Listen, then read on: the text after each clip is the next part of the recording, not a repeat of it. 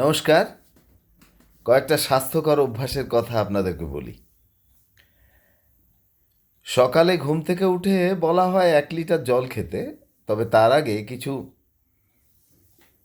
ওষুধ খেতে হয়। ওষুধ মানে আপনার নিজের তৈরি ওষুধ।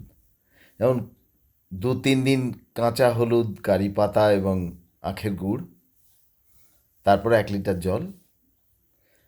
2 দিন অন্তত মেথি ভেজানো জল, 12 ঘন্টা ভেজালে ভালো হয় সেই জলটা। আর 2 দিন চিরতার জল। এগুলো সকালবেলা খাওয়ার পরে আপনি 1 লিটার জল খেতে পারেন। এরপরে আপনি প্রাতকৃত্য সেরে এক্সারসাইজে যাবেন।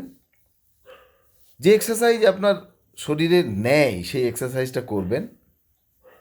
চা খেয়ে যাবেন, চা যদি খাওয়ার অভ্যাস থাকে। তারপরে এক্সারসাইজ থেকে ফিরে আমি যেটা করি, আমার কোচিংয়ে চলে যাই। আমার কোচিং 9টা পর্যন্ত চলে। ফিরে এসে 16 থেকে 17 ঘন্টা ফার্মান্টেশন হওয়া পান্তা ভাতটা এই গরমে খাচ্ছি। বেশ শরীরটা ঠান্ডা করে দেয়। শারীরিক দুর্বলতা থেকে শুরু করে অনেক কিছুই এতে দেখা মেলে না। এরপরে অনেকটা সময় গ্যাপ, তার মধ্যে মধ্যে মাঝে জল খেতে ভুলি না। 1টা-1:30টার সময় পুজো করে লাঞ্চটা নিই।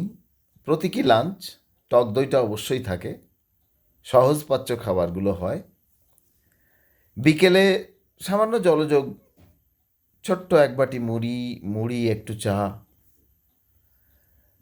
রাতে পাতলা পাতলা, মানে 1 কিলো আটা 30টা রুটি হবে এরকম, 2টো রুটি, সামান্য একটু সবজি। এটা আমার প্রাত্যহিক খাওয়া দাওয়া। আমার 62 বছর বয়স।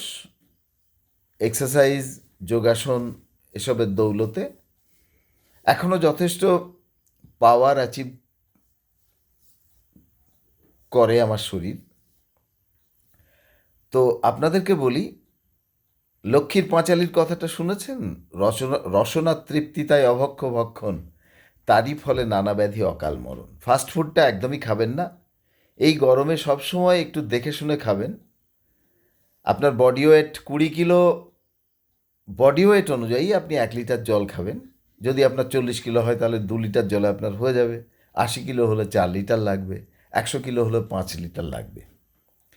তো এই রকম বিষয়গুলোকে একটু মেনে চলুন, তাহলেই দেখবেন শরীরটা আপনার তরতাজা থাকবেন।